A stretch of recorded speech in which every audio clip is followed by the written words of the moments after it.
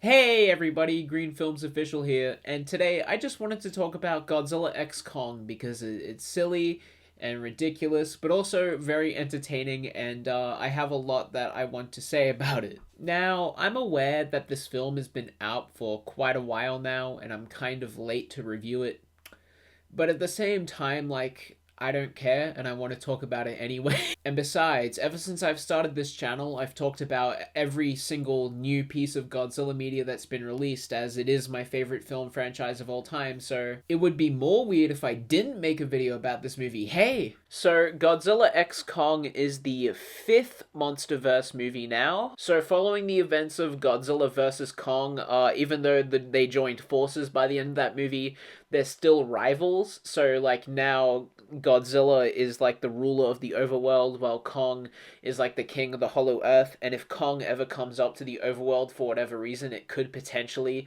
start a war between them. But turns out there's this evil monkey monster lurking within the Hollow Earth that could potentially end humanity or something like that. So now Godzilla and Kong, they gotta join forces to stop him. Now, as I mentioned before, this movie is silly. This movie is goofy as all hell. The story is completely ridiculous. But I think that's kind of what makes this movie work. This movie knows it's insane and bonkers, and so it leans into it and it doesn't take itself too seriously. This movie's top priority is to be an entertaining thrill ride, and I think that's a quality that many of some of the best kaiju films have. This thing just oozes personality, and you get the sense that the people who made it just had an absolute blast while doing it. Even though story-focused, character-focused films with themes that really resonate will always be the peak of the Godzilla franchise for me, that doesn't mean I don't also want to see Godzilla suplex a big monkey. Oh, and by the way, Godzilla sleeps in the Colosseum of Rome in this movie, and every time you see it on screen, it's the best shit ever. There's a little baby Kong in this movie, and at first I was kind of worried because I thought they were just gonna make him this cute little thing for the kids and they were gonna try and capitalize off the success of something like Baby Yoda. But he ended up being actually pretty cool. We see Kong sort of become a father figure to little baby Kong, and some of the best parts of the film are just these zero dialogue scenes of Kong and Little Kong going on this adventure together. Little Kong is also involved in what is quite possibly the funniest scene in the whole movie. If you know what I'm talking about, you know. One of my favorite parts of this movie was the new villain, Scar King. I was kind of worried at first that he was just going to be Kong but evil, but the film gives him, they make him distinct. He's not just a big, scary ape that roars. They give him, a very clear and defined personality. He's shockingly one of the most fleshed out characters in the whole film, including the humans. The film goes out of its way to show you just how cruel and evil he is, and it also establishes some history he has with Godzilla. He's the tyrannical ruler of a group of apes living within Hollow Earth, and he sits on a throne. He's a very human-esque villain, and it's very interesting to watch. Imagine an evil king kind of character, but as a big monkey.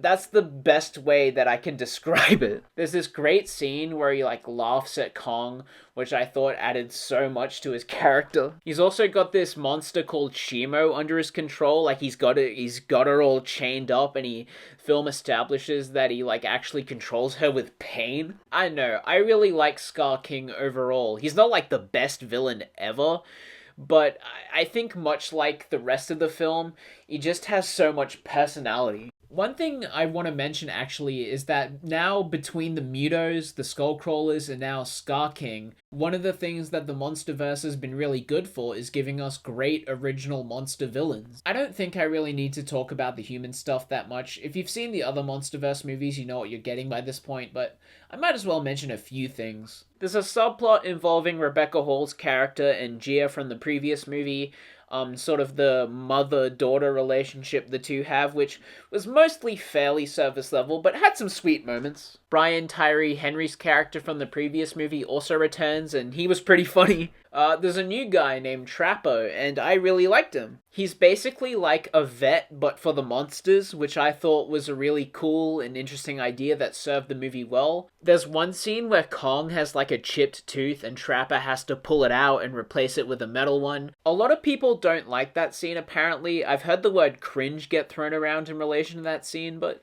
I don't know. I liked it.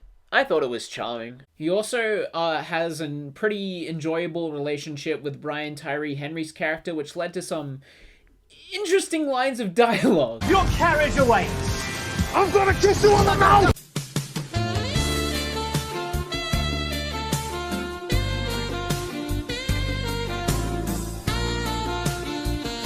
There's this one fight scene towards the end that takes place in Hollow Earth, and it's like all zero gravity and the monsters are floating around and stuff. My favorite kind of kaiju film will always have like costumes and miniatures and all that lovely stuff.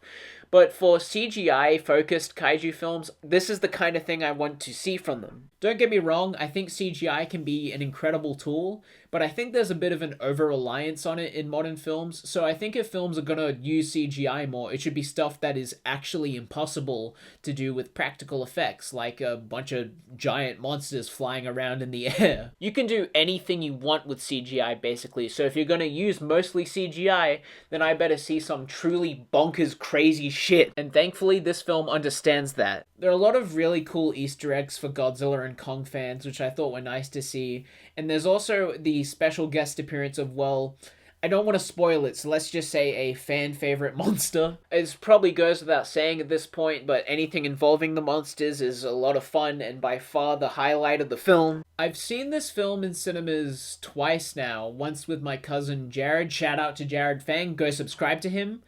And another time just with some friends from uni. And both times I had a lot of fun just laughing and cheering. It's a great popcorn film to watch with people you're close with. Even if they don't know shit about Godzilla or Kong, it doesn't really matter. It's just a fun movie regardless. This is one of those movies where it's fun for both fans and people who don't really know stuff about either franchise, and that's a good thing. It's how we get more fans, baby. A part of me does kind of miss the gritty and more realistic tone from Godzilla 2014, but hey, we have the Japanese movies for that now. I've said it before in other videos, but part of what I like about the Godzilla series is that some of them are gritty dramas and some of them are just balls to the walls fun. It's like having a different Godzilla movie for every mood you're in. Is Godzilla x Kong the new empire silly, ridiculous, and insane?